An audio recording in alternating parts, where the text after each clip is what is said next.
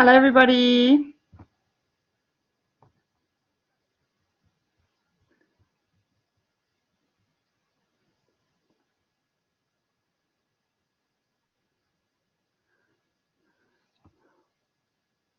I hope you're all having a good evening. Crisis, how's this load shedding? It's been an interesting week. The load has definitely been shed.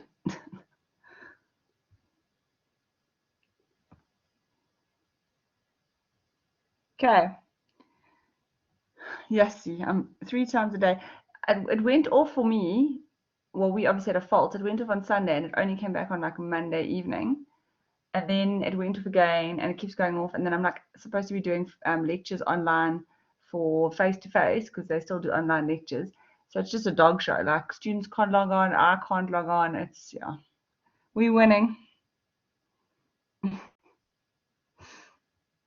A baby, yeah, a baby and load shedding. It's had tough times, yeah. It's so frustrating. So frustrating. Anyway, what can we do? We've got to just make do.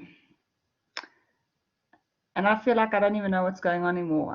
Every time I look at my email, I've got 320,000 more emails and 720 more WhatsApp messages. I feel like I just never ever can catch up. But I mean, that's it. Okay. So today, we all should be resting, shouldn't we? Well, my baby officially is 5 weeks old. So clearly I must just get on with it. Okay, moving on. We have assignment 2, which I'm sure you've all definitely been looking at. I love the fact that the NSS session is like way after most of you have been attacking this assignment, because I've been reading the group and seeing messages coming in at me about this assignment. So what you got to remember is that you have to, obviously it says at the bottom, instruction number 1, no material may be copied for original sources, even if it's referenced correctly, unless it is a direct quote, indicated. We've gone through this a million times. You should be 100% now more, how can I say, familiar with the whole referencing process. You should obviously know a lot more now that from first semester. So obviously assignments must be typed. We know that again. We know that you need to reference. We know that you need to begin each section on a new page. You know all of that. So I mean, I'm not going to go through all the policy with you. You know all of that by now, hey? What I want to go through with you now is the question specifically. If you are battling to see, there's a little zoom in button there, so you can zoom right in. See what I just zoomed in a bit much there. Okay, so we've got question 1.1, which says, discuss one keyword there, guys, one. Please stick to the question, because sometimes I know what happens is because you've got a lot of time with the assignments. I'm not saying you've got a lot of time to do the assignments. I feel like no one has a lot of time to do anything nowadays. But sometimes what happens is we tend to go over what the question is saying. So I want one physical symptom and one cognitive symptom, okay? So discuss one physical symptom and one cognitive symptom that one could expect with someone diagnosed with depression to experience, okay? So give me one physical symptom and one cognitive symptom. Okay, I know you know there's more, and I know you can talk about more, but try and stick to what the question is asking you. Within your answers, mention an example of how each symptom, okay, so how would each one affect the everyday functioning. So I'm going to give you one. I'm sure we all know about this one. I'm going to specifically just talk about one. Okay, so we know that sleep is a massive thing with regards to depression, right? And we know sleep can affect you cognitively and physically. So what would be a physical symptom of sleep? What would be a cognitive symptom of sleep? And then obviously how it's going to affect your functioning. So you can choose whatever. If you want to go and read up on depression, if you want to go onto into the VC online space, like the EBSCO or the library or whatever, and start looking at depression and trying to see what physical symptoms most people suffer from, what cognitive symptoms most people suffer from, and then obviously talk about that, and you can give an example. And the example, obviously, you can't reference an example, because if it's your own example, If the example is from a journal or a text, obviously then you must reference it. But if you are making up your own example, then obviously you don't have to reference the example. Are there any questions specifically relating to 1.1? Are you fine with 1.1?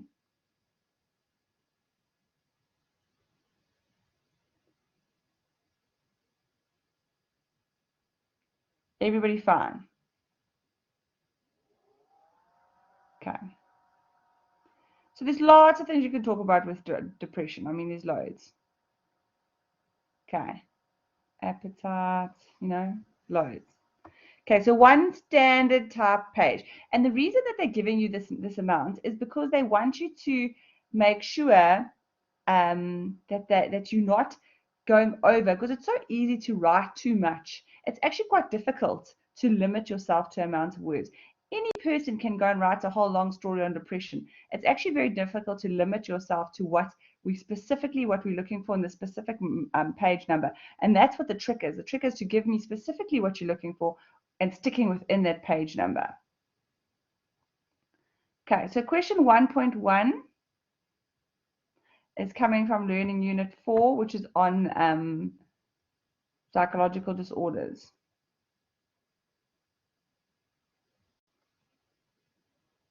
Okay, so that's Learning Unit 4, which is chapter, I'm sorry, I'm just going to go back because I can't remember. My brain isn't working. Learning Unit 4, it's called The Troubled Mind. And the troubled mind is talking about obviously all the psychological disorders. It's the one that everybody loves, you know. Everybody loves the troubled mind. So they obviously, it's, if you go look at theme 4 of the troubled mind, theme 4 is where they're looking at major depressive disorder. So if you go into theme 4 and you look there, it talks about mania and major depressive disorder, all the rest of those, and that's obviously all in chapter 14 of your textbook. Major depressive order is right there, which is what you're looking at, depression. Okay. So then it goes down and it says, discuss any 3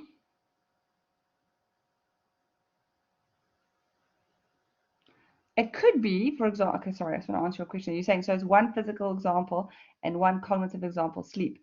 Sleep, you can look at the physical effects of sleep and the cognitive effects of sleep if you want to. So sleep could be a symptom of depression, and then you can look at the physical symptoms of sleep and the cognitive symptoms of sleep, because sleep will affect you cognitively and physically.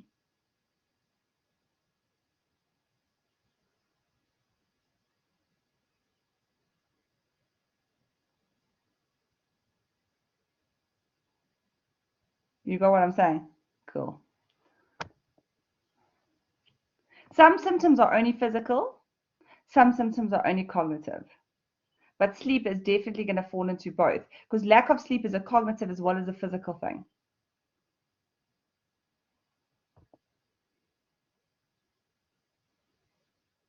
Okay, because obviously if you're not sleeping properly, it throws out your whole cardiac rhythm and your clock, and which obviously causes like multiple other things. So for example, you can start looking at things like irritability, because a lot of people who are lacking sleep, irritability, and also obviously things like I'm trying to think what else.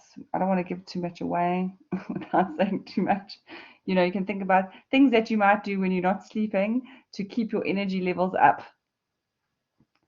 Yeah, your brain stops working. I don't want to say too much because I don't want to like be sitting here basically giving you the assignment. But you can talk about things like how you'd have to supplement. You know, if you don't sleep enough at night, you notice that your appetite will increase because you need to burn energy, right? You need to burn something. If you're not sleeping, you have to find other ways to get through the day. So you'll notice a lot of times when people stop sleeping, they often start eating a lot more or they're hungry a lot more throughout the day because they haven't had rest. So your whole body is almost like thrown out of sync. And also people who sleep less tend to battle with injury recovery. I don't know if you've ever heard of that, but if you have injuries, actually sleep is probably one of the best things for injury recovery. It is better to do two separate symptoms, 100%. It's much better. Because when you're talking about one thing, you're probably not going to get as much info as if you had two separate symptoms. But I mean, if you want to do one and discuss two in lots of detail, you can also do that. There's really no right or wrong, as long as we can see that there's a cognitive association and a physical one.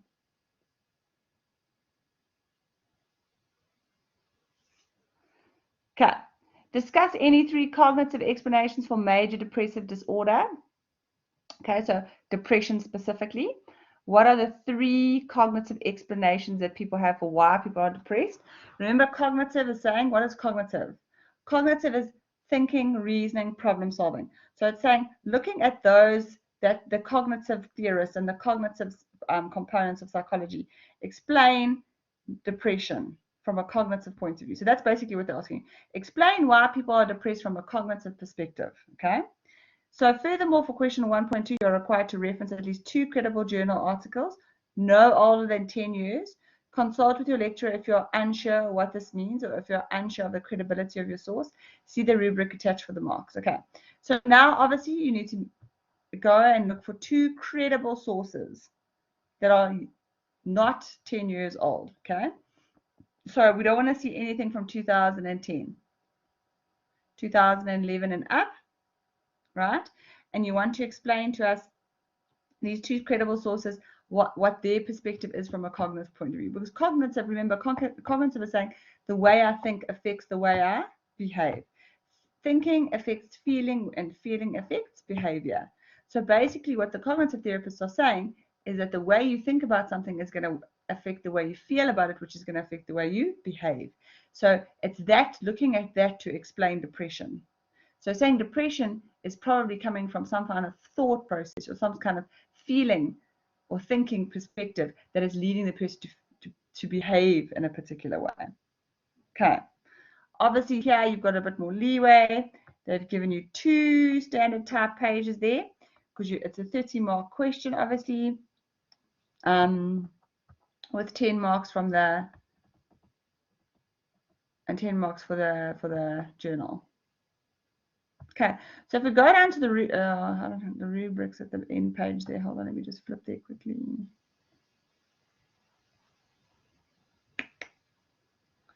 Sorry, let me just zoom in here. If you look at the rubric, you will see specifically it says there 1.2, it says the discussion of any 3 explanations for depression.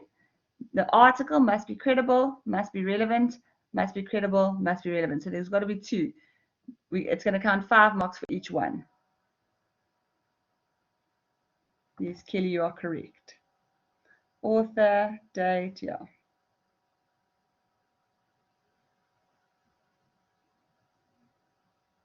You guys have been referencing pretty well, unless you completely forget to reference.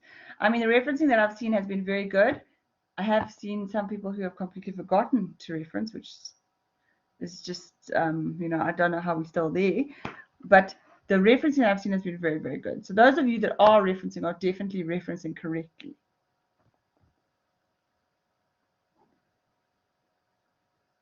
Okay, so back to the questions. Anything about question 1.2? Does anyone have any questions about 1.2?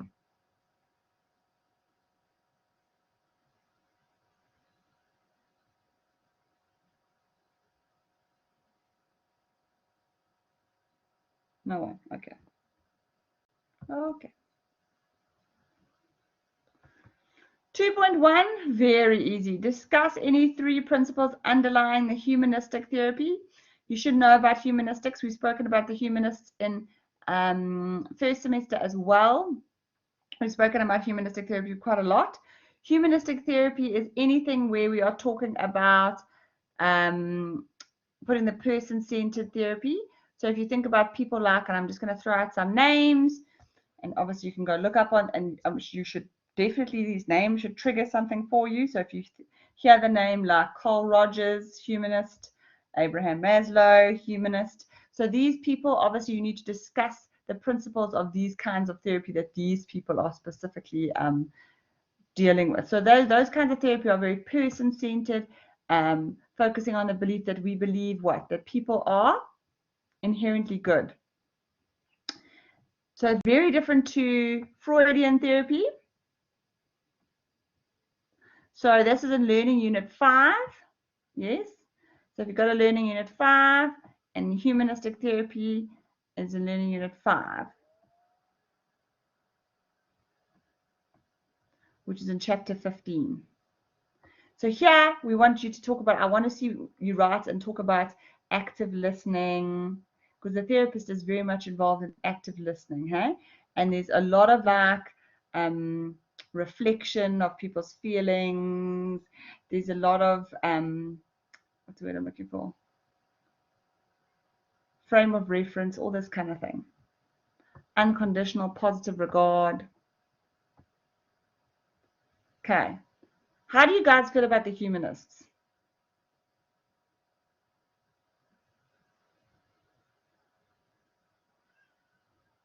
Yeah, the key principles would be those kinds of things that they that Rogers and Maslow believe. So the key principles to the theory.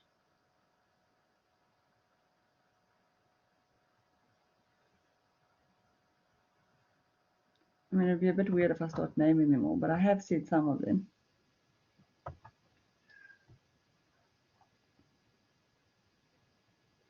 Yes. Okay, so for 15 marks, pretty easy there as well. Okay. The next question says, discuss the role a therapist would play in working with a client from a humanistic perspective. Provide 4 separate points. So what is the role that a therapist plays when the therapist is working from a humanist perspective? So think about the therapist from a humanist perspective. What is the role that the therapist is playing here? So what they're asking you is, they want to see that you understand the different kinds of perspectives and how they work. So from a Freudian perspective, the therapist is very much the expert, the person who's going to come and tell you what's wrong with you. Okay, so if we're looking at it from a Freudian or psychoanalytic perspective, we would say that the therapist is the expert. The therapist is there to guide the patient, to discuss certain things, to open the patient's mind to what they're not aware of, to talk about buried issues, like defense mechanisms and things in the unconscious. So the patient there is just working with whatever now they're asking you to talk about it from a humanist point of view. I don't want to give you the answer. This is why I'm talking about it from a Freudian perspective. But obviously, from a humanist perspective, you are going to say what the role of the therapist is from a humanist perspective. And one of the key factors there that you need to make sure that you talk about is that the therapist, in a humanist perspective, what they call the patient, because they don't call the patient a patient. Okay. Same thing again. Look for your 2 credible sources, obviously, to back up your information with regards to the role of a therapist from a humanist point of view. So therapists that are working from a humanist point of view are not half as how can I say, negative, or they're not as critical, pessimistic as Freudian therapists. They're also not as, how can I say, controversial as behaviorists. Okay, does this make sense, what I'm saying to you? So I want you to say that the therapist sees the patient in a particular way, how they treat the patient, what their role is, that they're more of a, I'm going to give you some help here, that they're more of a facilitator.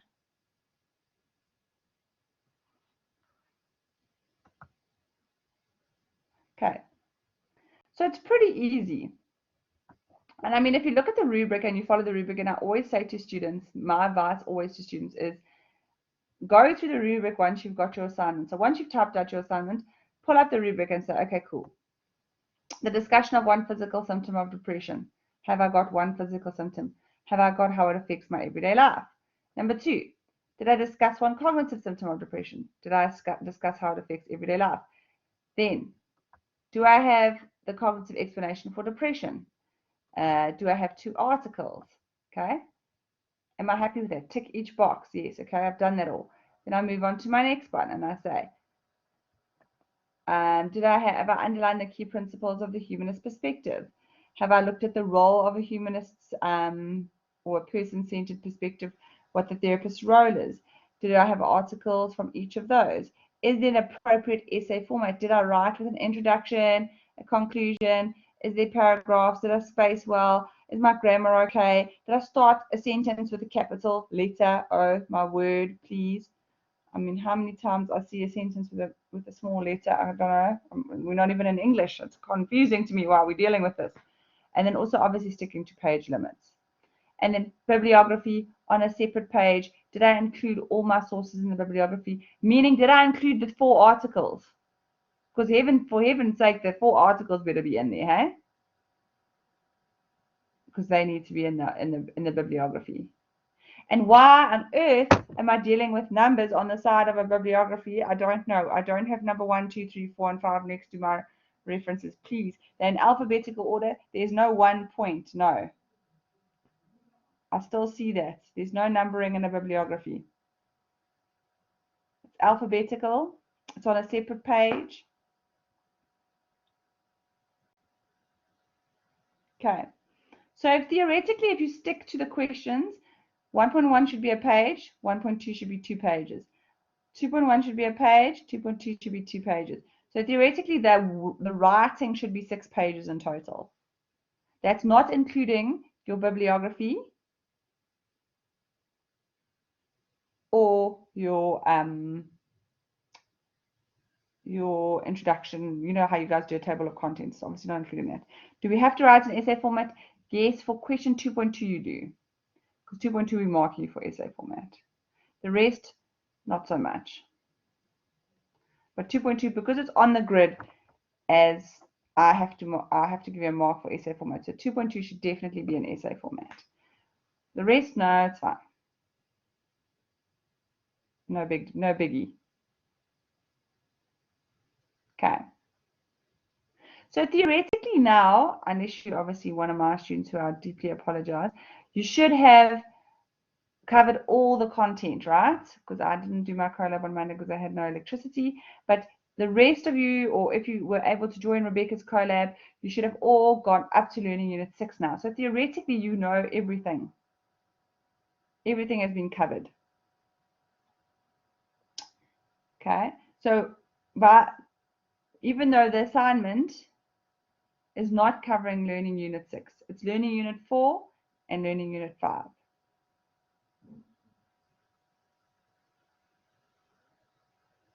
Which means that, and I always say to students,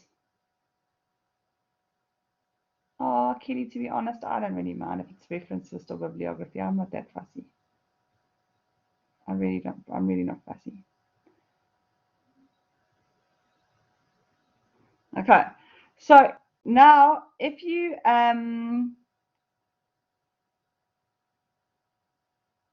theoretically, yes, theoretically you should know everything. So that's the exam, and what I can tell you from past experience in the 12 years that I've lectured at Varsity College, you should know that if a learning unit has not been covered in the test or the assignment, okay, in your case the 2 assignments, it's definitely going to be in the exam. So Learning Unit 6, because they haven't featured it anywhere, you can know that there's going to be a question from Learning Unit 6 in the exam. It's a guarantee, okay, because now they haven't asked you anything about it. They've covered the other learning units. So there definitely will be something will be coming out of that. I can't tell you, but it will probably be like a 10 mark, 15 mark, 20 mark question that's going to come from there. This is why it's so important to make sure that you're comfortable with all the learning units, because there will never be a learning unit that you do not cover.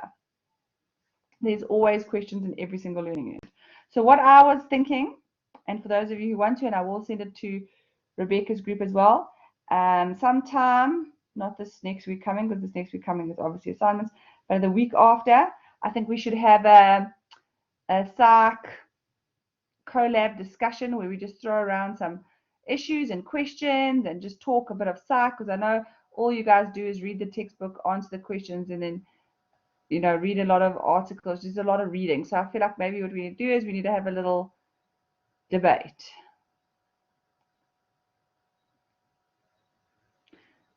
Just a question, must there be an introduction for the assignment and at the end of the assignment conclusion? No, there must just be an introduction and a conclusion for question 2.2. Don't do an introduction for the actual assignment itself.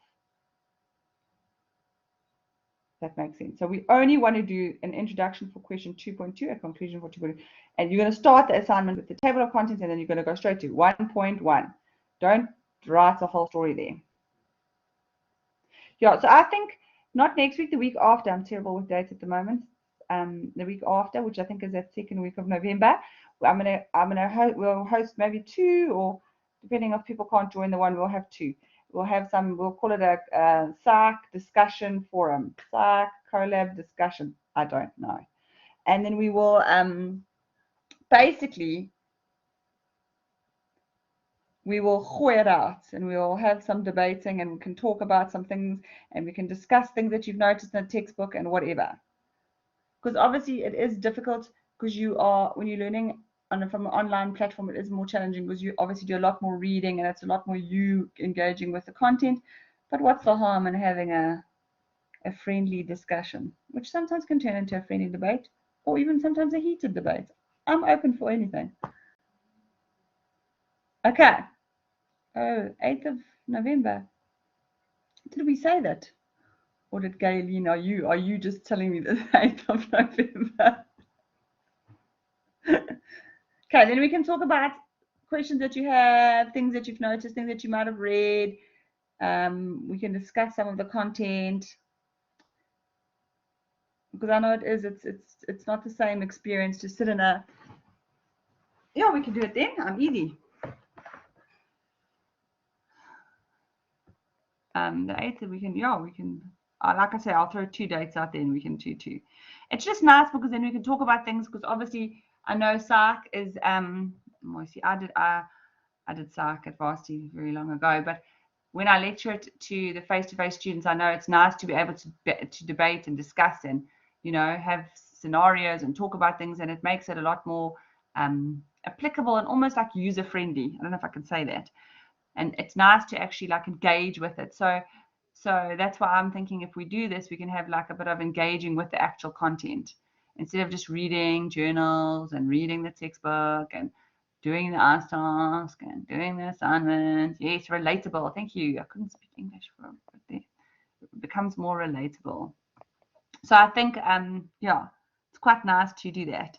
And we can talk about it, and people can have their opinions. No, I love opinions. I love when people start debating. I love heated debates, as long as no one gets angry and blocks us. Okay. Any questions about the assignments? How are you guys feeling? Are you feeling okay? I know I've got some students who have asked me for more feedback on their assignments. I will definitely. I'm finishing my secondary assignments tonight, and then I will feedback you tomorrow. Yeah, time. There's always an issue with time. There's never enough time. That is it. There's never enough time.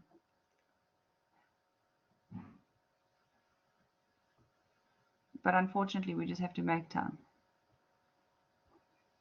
Here on the humanist perspective,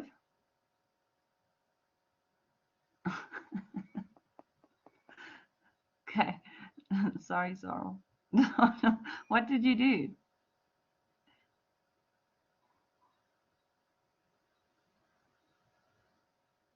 What did you do?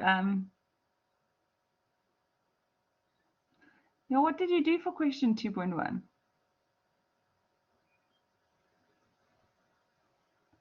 Okay, tell me how you read it. Oh, my lieber. When you say you discuss 3 more symptoms, what do you mean you discuss 3 more symptoms?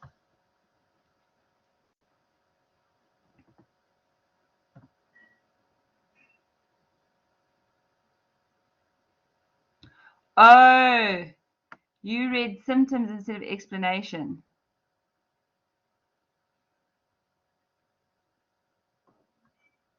No, you're not an idiot. Don't ever call yourself an idiot.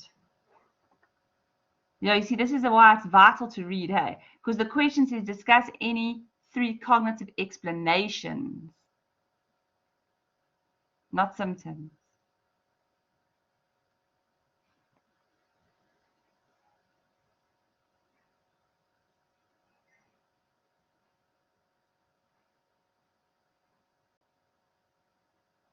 4 major depressive disorders. So they want you to tell them the explanation for the disorder. Oh, sorry, man. You should have messaged me. Probably only would have read it on next week, Thursday. Yeah. Excitement, exhaustion. I hear you. Yeah, of course you can change it. I know you emailed me. I saw your email. Son of a bit. Yeah. I saw it. I almost saw. I saw your email. Sorry. This is what I'm saying. I'll get back to you. Thank goodness you were here, because you would have only heard from me tomorrow and then you would have been bleak with me. Okay, so there on my screen right now is what I was talking about, the humanist therapy. So there it says that a therapist engages in active listening. Active listening highlighted there is one of the main elements of the humanist approach. Okay, there's other elements, but this is one of them. Please notice. Yeah. Okay.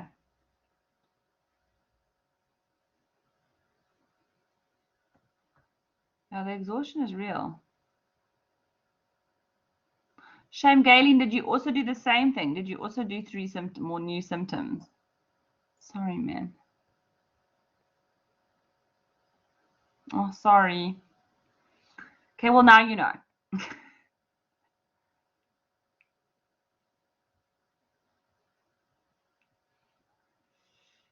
Okay, any other questions? Anything?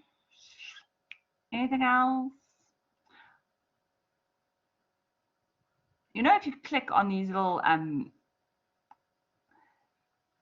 you know, if you click on those little blue things in screen there where it says, for more insight into Roger Saul, fully functioning human being, please consult the following resource, and you click on that, it will have information, and that's a credible source. Just throwing that out there for further information. So you know those blue underlined things? Those are credible sources that you could use in your assignment. Just saying.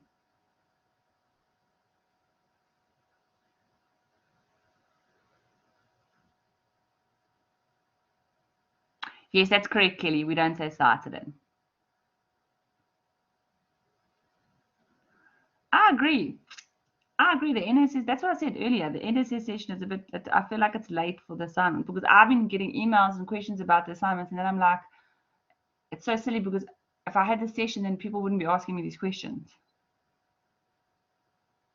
You know what I'm saying? Thanks. Hyperlinks, those hyperlinks over there. I'm scared if I say hyperlinks, some people don't know that I'm talking about the blue underline things. What was I going to say? Yes, in text you do. Yeah, it's going to work for you now, i.e. Harvard for first year. Second year, you're going to get, yeah, it's not going to work for you. So in text, you would write cited in, but in your bibliography, you just give me the book. APA is compulsory from second year. So next year, when you do your first semester psych module next year, which is social psychology, you will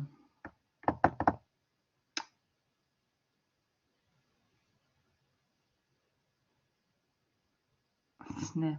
I like the fact that you're an worm. Okay. Yeah, so it's compulsion. I don't lecture social psychology, so I don't know who lectures social psychology next semester. So next year, when you're in second year, and that person's going to be really strict about APA.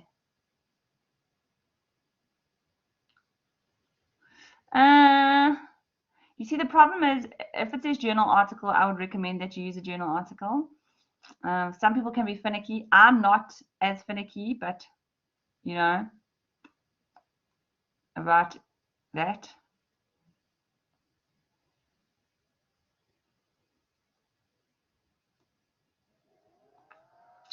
Yeah, YouTube. There's lots of ways. If you literally go onto and you type APA referencing guide, there's like little videos that come up that are so easy. Like this American Betty stands there and gives you a 5-minute little story about how to do it. I promise you, it's really easy.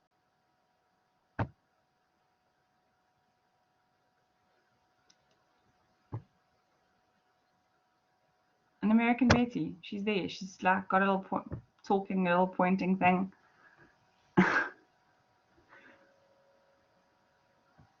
Okay.